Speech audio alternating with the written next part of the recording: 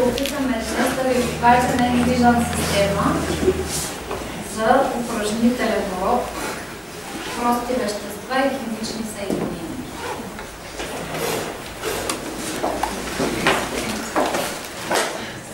Проверете си мишките дали са ви включени.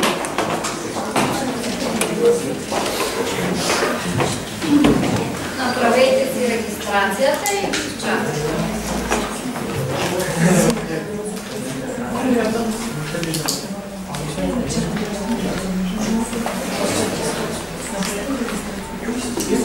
Всички ли са? Да, всички сте регистрирани.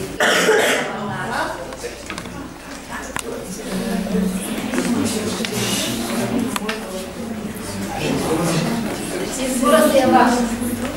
Едноцифрено, каквото си пожелаете.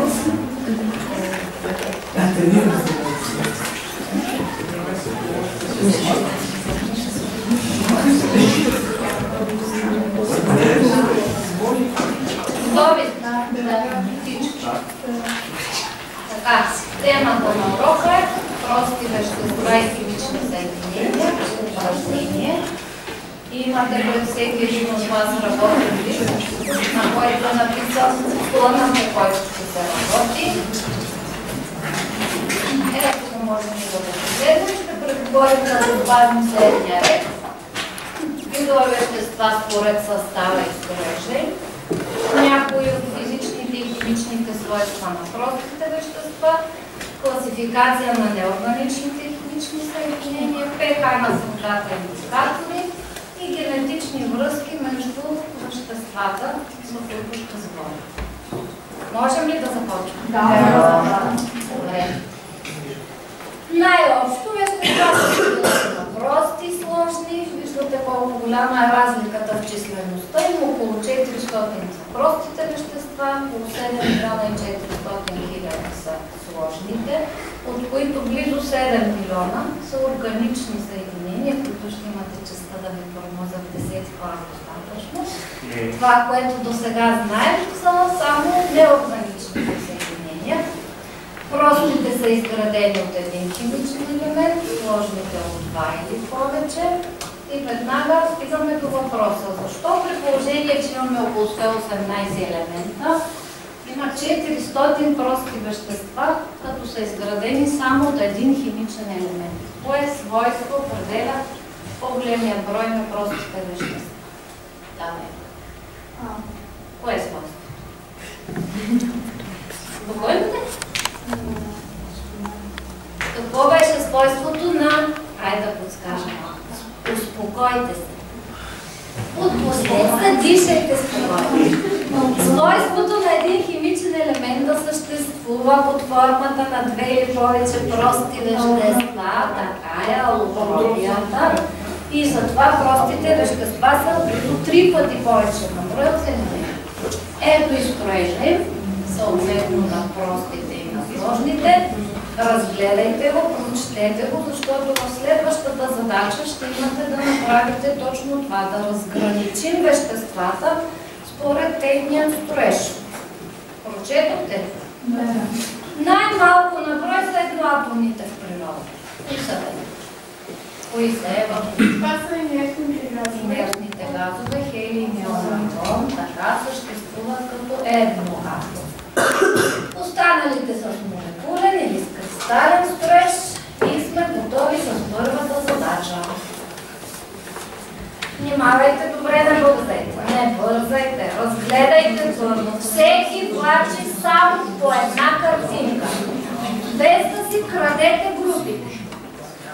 Всеки да преценява според строежа прости и сложни.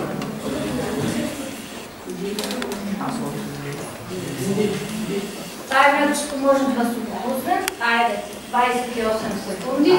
Бързо се ориентирайте.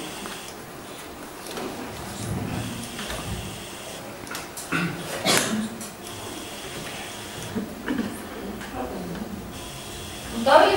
Да. Готови? Браво, по-бързо от времето. Добре. Ето го днешния отговор. Когато са еднакви по вид градивните частици, са прости вещества, при различни градивни частици, сложни. Ето тази кристална решетка, коя е? Коя е кристална решетка, коя да е? Металите. Така, металната. Кое е особеното при нея? Как е изградена тази кристална решетка? Че средата има само протони, а електроните си движат по кръста. Да, електроните са напуснали атома, движат се свободно като електронен газ. И физични свойства, си помислете, на металите определят тези свободни електрони. Кои специфични физични свойства? Не ми отговаряйте, аз след малко ще ви питам, просто ви обръщам внимание. Тази кристална решетка каква е? Оли? Ионна кристална решетка, да, положителни и отрицателни иони, а тази? Тази е? Атомна. Така. Добре, хайде сега да отнесем съответната, вижте си погодно номерата. Всеки отговаря само където е номер 1. Отнесете съответния строеж към конкретно вещество.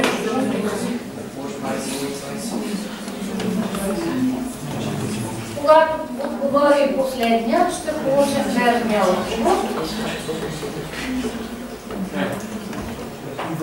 Имаме още не отговорили. 8 номер. Така, ето я да погледнем обаче. 5 верни отговора и 7 грешни, което означава, че имам право да върна още веднъж, за да помислите. Последен шанс ви давам. Последен шанс, който смята, че е сгрешил, да помисли къде му е грешната.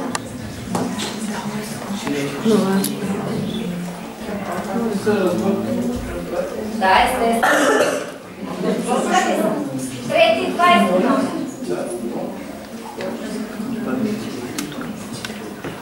Обървай. Да. Айде да ви покажем. Трети къде? Сединска събълчи. Те бяха, значи 8. Това ще си видим. Добре, малко по-добре. Така, продължаваме нататък. На периодичната небързайте. Знам какво виждате в това. Обърнете внимание, първо да припомним. Приблизително 4/5 от елементите в периодичната система съществуват в природата като прости вещества метали. Толкова повече. Това е синьо-лилавата гама на периодичната система, знаете. Останалите цветове са неметали. Вашата работа е да означите мястото на най-силно активния метал, елемент с метален характер, и най-силно изразен елемент с неметален характер. Всички имат право. Готови? 7 не е означил. 6 и 7 чака. 6.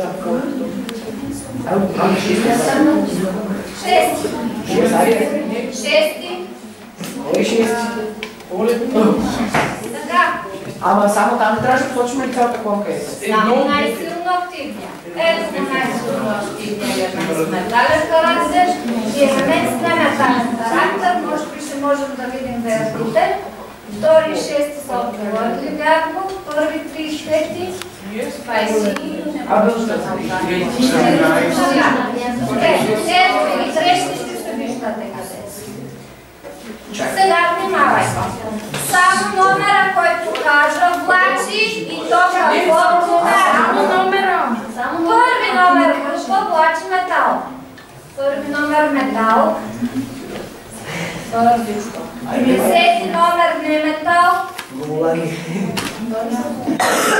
метал. Седми метал. Седми метал. Втори не метал. Не метал. Втори не метал. 17 метал. 17, 20 не метал. 20 не метал. Трети метал. Трети метал. 35 не метал. Така, 8 метал, 8 метал, 7 метал, 7 номер. Ама ние местим. Метал. Ние местим. Нищо, премести метал. Нищо. 6 не метал. Не метал 6. И последния, който остава е 14. Метал или не метал? 14, да, давай 14. 6 се колебае да побърза, защото пускаме отговора. Не отговорили такива. 7 верни отговори, 5 грешни, 5 не са отговорени. 5 са плачили без да го сложат на подходящото му място. Така, няма значение. Ето са представителите. Например, сярата е вляво, сярата е вдясно. Трябва да изместим вляво, после вдясно или само вдясно? Не, само на място. Само където си е. Тя си е метал на правилното място. Да. Хайде сега да помислим нататък. Внимателно ще вземете. Плясък, електро и топлопроводимост, корпус със свойства на. Не забравяйте, който напише комичката, да си натисне бутона готово, за да може системата да ви да. Може малко и ще вижда. Как си не Да, да.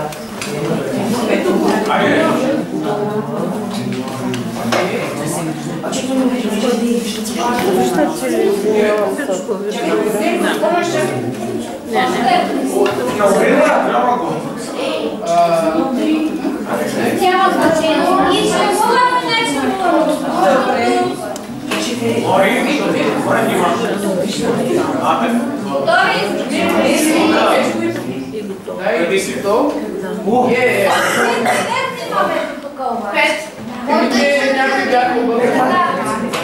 отговор метали или металите, както и да сте мисляли. Аз след само е прието за вярно. Който е написал само метал, няма да го приема. Метали или металите са възможните. Сега, минаваме към физичните свойства на някои широки вещества. Потърсете си номера и отговорете.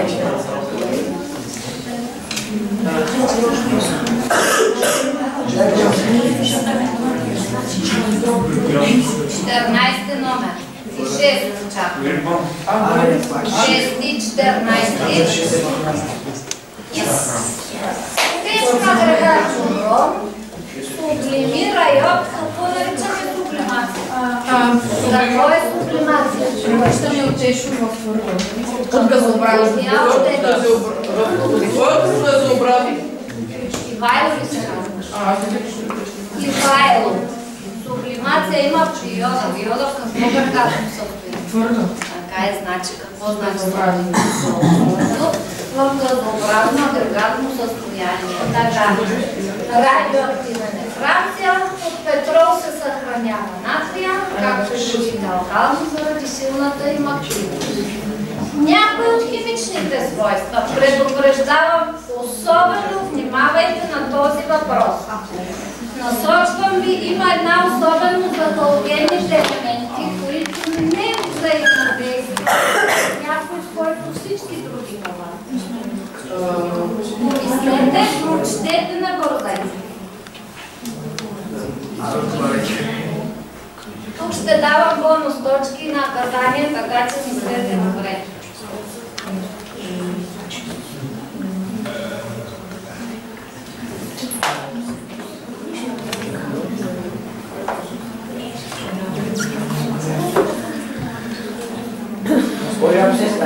След малко ще ви събразя без тайна. Да ставя в текст.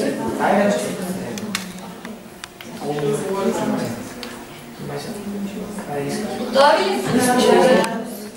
Айде да видим. 6 номер.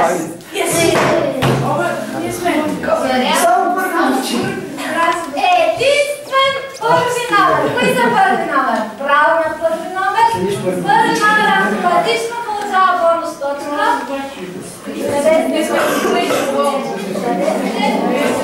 Плюс баща за първи номер заради единствения верен отговор.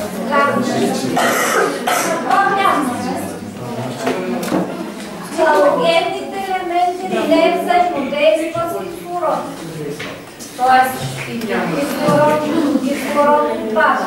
С кое не взаимодействат? С кое от тази група не взаимодействат? Искате ли да погледнем една? Сребърен нитрат, с сребърен нитрат, чист халогенен елемент. Не, нямате право да се поправяте. Минаваме нататък. Така, неорганичните химични съединения са бинарни полиелементи. Какво означава бинарни?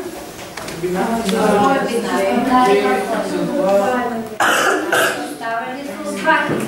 Понеже нас по неплътната мармори ще ни каже кои са полиелементи. Полиелементите са поли идва от много и съдържат повече Много какво? Много... Ябълки, круши, много какво? Много елементи, ясно, защото са полиелементи. Така, ето имате които делим на основни състава, водородни съединения, хидриди, съединения на неметалите, които са газови, обаче се разтварят в вода.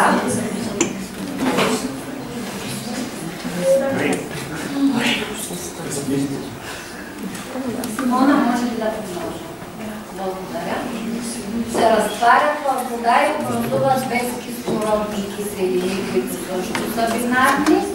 Соли, според вида на неметала, са халогениди, сулфиди, фосфиди, нитриди, карбиди и така нататък според неметала.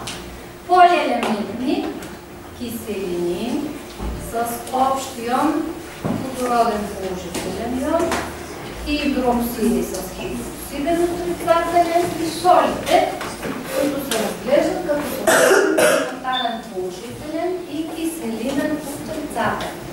Бързате да отговаряте, не се състезавайте, четете. Следващия въпрос е елементарен. Внимавайте как трябва да отговорите с сигналите на мишката. Ляв бутон, десен бутон, 2 леви, 2 десни. Който е отговорил, изчезва, знаете. И готово задължително.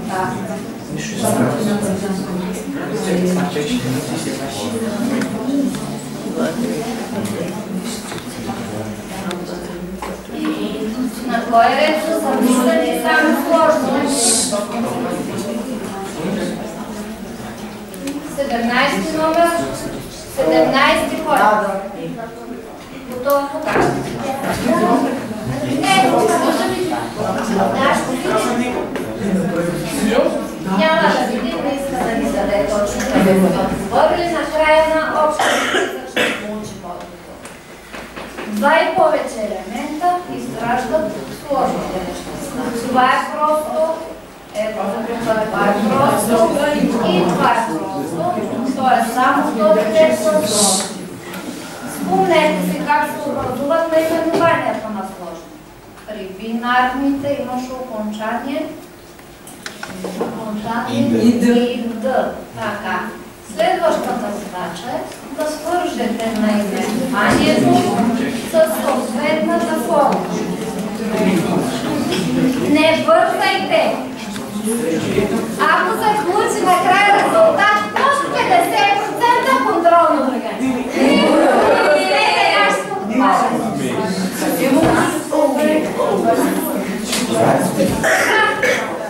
Натриев перхлорат, фосфорна киселина, вижте ги, преценете си дали имате грешки или не. Обичева основа, жлезен триодит, хидромен кертоксид, бариев и хидроксид. Имената са така, това е ясно. Сега, тук имате индивидуални въпроси, моля всеки да си търси номерчето. Дадена е формула, вие трябва да определите вида на съединението.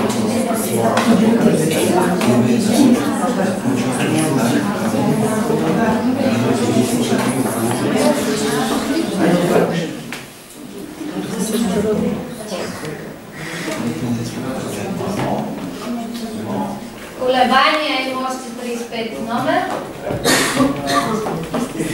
Всички сме готови. Айде другите групи да видим сега. Останалите 4.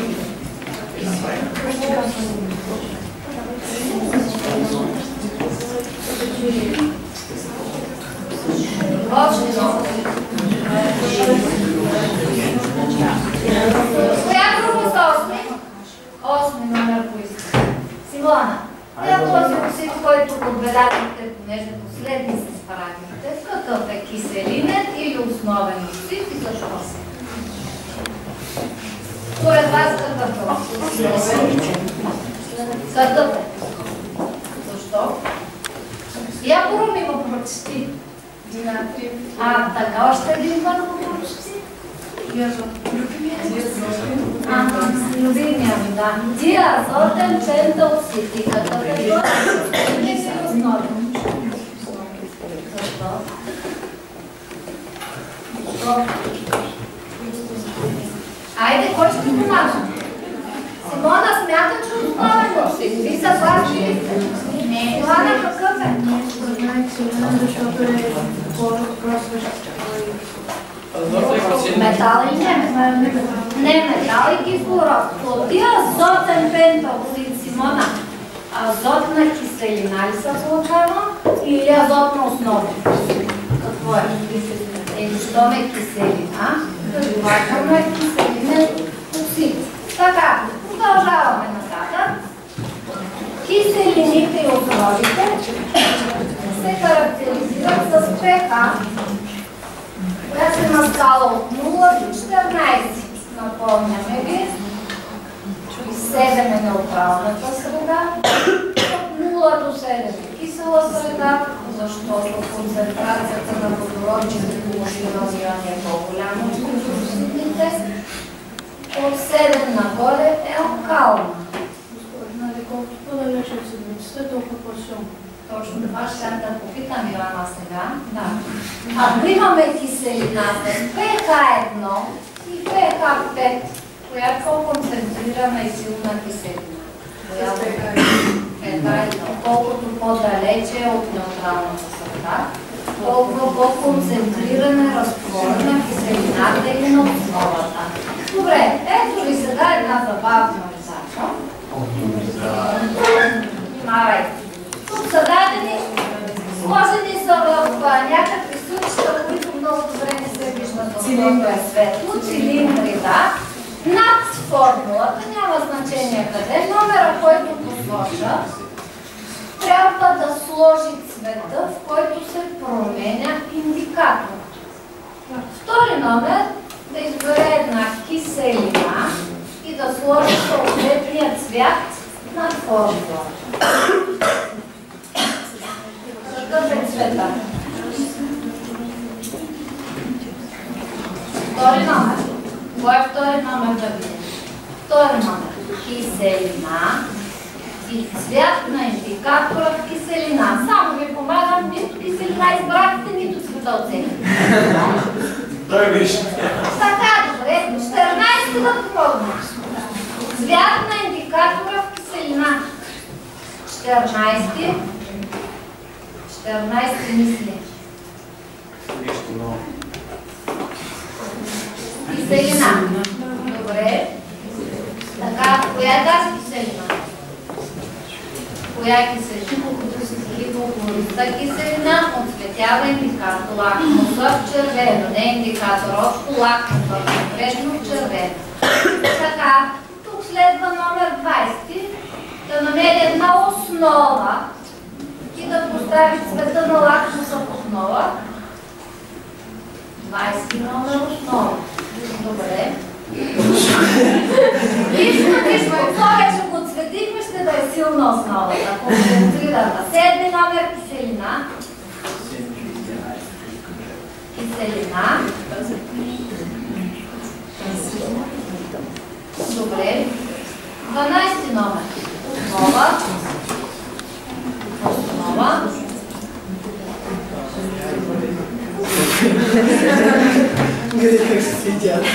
Следващата задача обаче ще ви изрисунката. Сега, с киселините и основите приключим. Жълт цвят. Жълт цвят, 8 номер, хидрид. Хидрид са жълт цвят.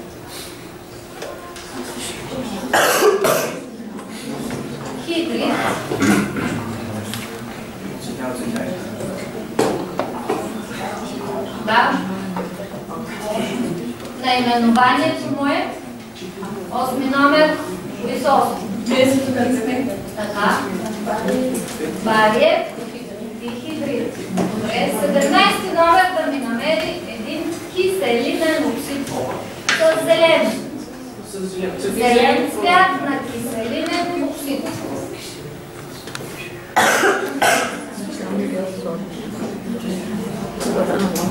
Не. То добре ще се вижда, аз ще се регистрира, защото ще го прочетеш. Няма да прочети това оксид. Как се казва, дето го значи там? Как му е името? Нали вашата група е? Да. А как се казва това, което значихте с зелен? Въобще оксид ли е? Какво е това? Какво е това? Азотна киселина. Азотна киселина. Продължавате. Търсете си с зелен цвят киселинен оксид.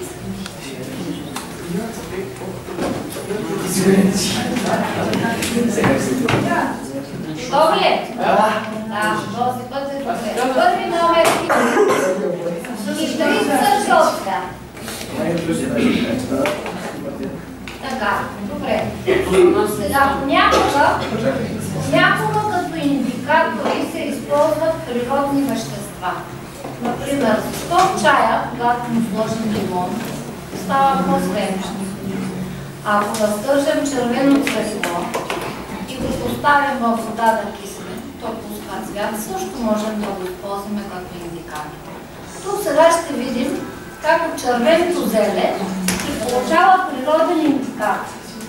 Ето е скалата на pH, получена. Червено зеле, виждате го там отдолу къде е. Приготвя разтвор от неизвестно вещество, което вие ще кажете киселина или основа е. Разтваря във вода.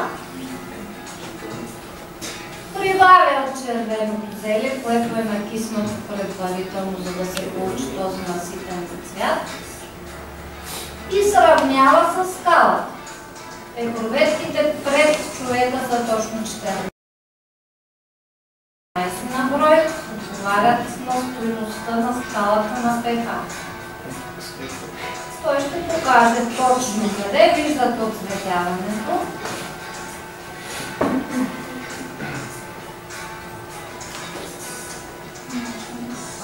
На колко отговаря? На 14. Не 14. Всичките са 14. На 12. pH 12 какво е? Киселина или основа?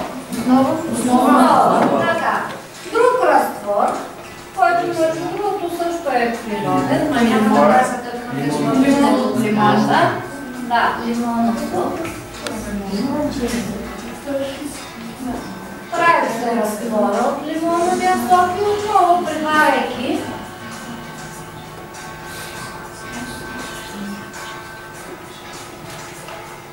се получава точно характерно оцветяване. Казва се, че тези природни индикатори могат да бъдат доста точно мерило на средата на продукта.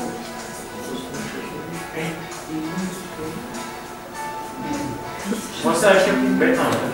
Да. Защо е напълно? Ще бързайте. Ето. Колко маски? 3. Сребична киселина. Не слезе надолу. Не се е разбъркало, може да слезе додолу. А как се нарича това взаимодействие, ако смесим двата разтвора на киселината и на основата? Как се нарича? Неутрализация. Да. Взаимодействие на киселина и основа, при което се получава Мелиса не сме. Какво се получава?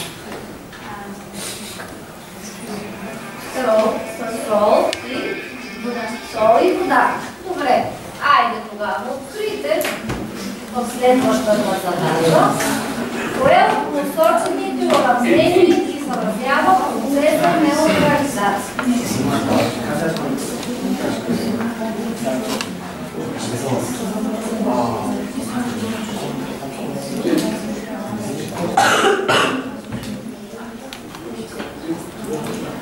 Не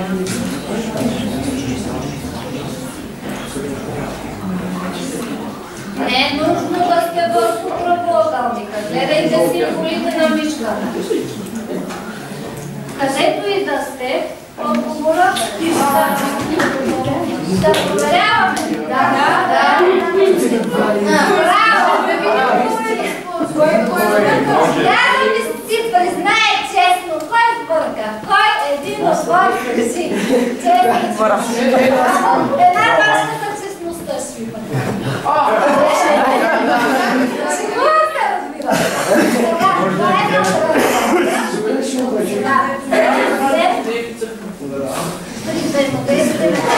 Основи соли могат да се получават още и по други различни начини.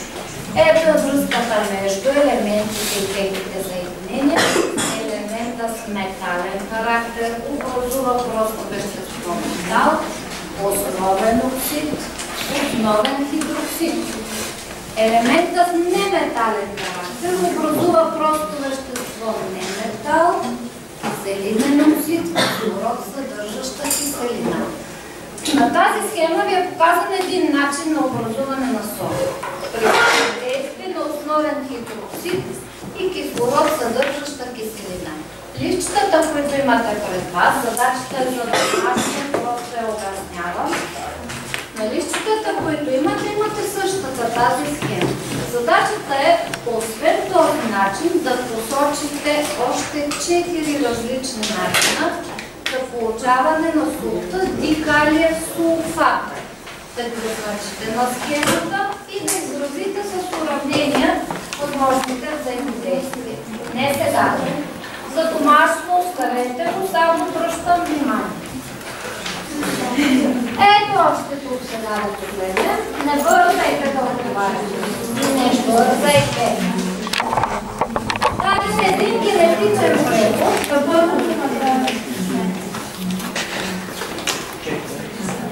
В който има връзка между съединенията, ясно, на натрия, самия натрий и неговите съединения. Хубаво погледнете връзките. Не бързайте. На първите 3, на първия ред правоъгълничетата, означете според вас, кое вещество трябва да бъде. В сивото, първото, жълто и зелено, които са на първия хоризонтален ред, изберете според вас веществото, което трябва да стои на това място. Всички отговориха, няма да го покажем, но ще погледнем.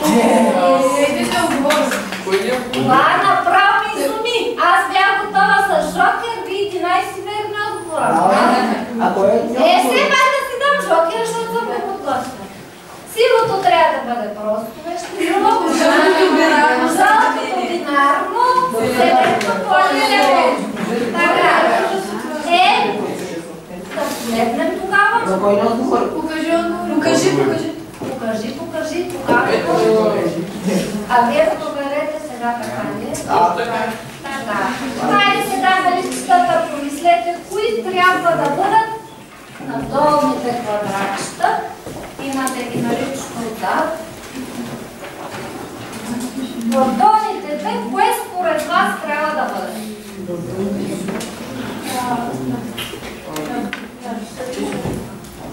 Помисли го. Жълто полиелемент. Готово. Добре, нека всички да свършат.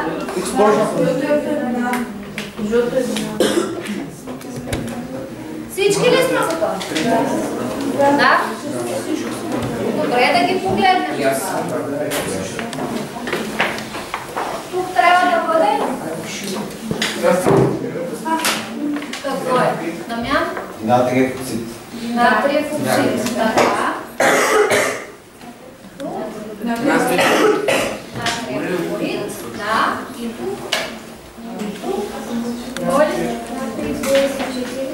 Натрий 2 това е друга работа. Динасия сулфат. Така. Пак си погледнете речетата надолу. Всички стрелки, 11 на брой, за домашно, не сега, нямаме сега време, да бъдат направени. Ето ви ги двете задачи. задачи по домашно, да посочите 5 начина за получаване на дихание с подход и да ги изразите с внимание. Да откриете веществата, ни вече ги открихме, и да изразите прехода с уравнение. Дойде време до резултатите.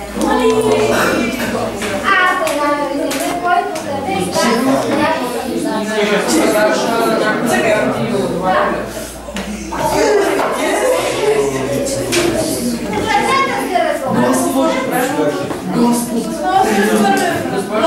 и отгоре има на първо място. От 12 точки до първи, 10 и се добавите номера. Защото има 3 първи. Да, 3 първи. Айде тогава до края да си кажа имената. Кое не е? Честно, защото ние сега сме с 11 точки, на едно упражнение не бяхме отговаряли трети номер. Да, имате право. С 11 точки за 2 отбора. Добре, айде ще ги преброим така. Всички по 12 са на първо място. Всички по 11 са на второ място и всички по 10 са на трето място. Запомнихте ли закон? Да.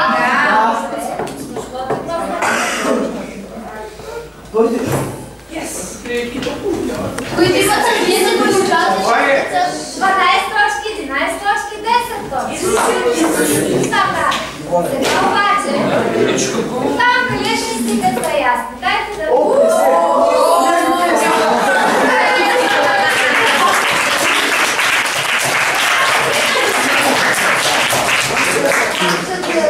Заслужихте си аплодисментите, няма да правим контрол. 69% е един твърде висок процент, за което ви благодаря. Погледнете обаче задачите, които най-много са и върху, които трябва да обърнете вниманието. На кой ред всички вещества могат да взаимодействат с хлор? Не знам защо хлора беше много труден и докато го учихме още и въобще халогените елементи. Значи за матура това, там си обърнете внимание на възможността. Блясък, електро и топлопроводимост, това не го смятам за голяма грешка, да, защото някой написал метал, не е значително да е едно. Моя е грешката, защото не съм го заложила като такъв. И свързването и може грешките доста най-малко. Най-лесно. Кое изразява процеса неутрализация? Малко да го знаете вече. И веществата съответно с генетичния превод. И като си помислим, това май са задачи, които най-много смешат. Въпроси и май. Не. Може ли сте от себе?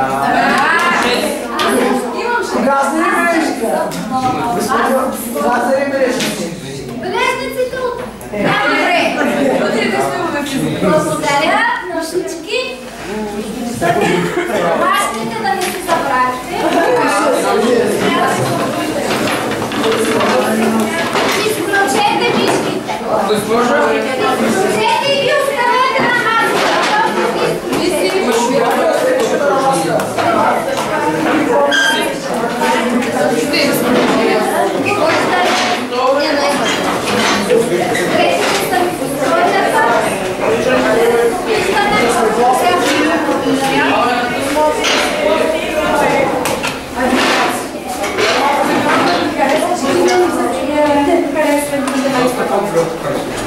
Добре с крак. Те ще останат.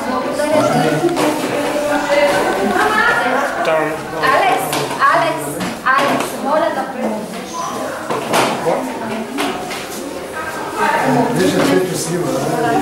Благодаря. Преди аз ви каня на една малка пауза.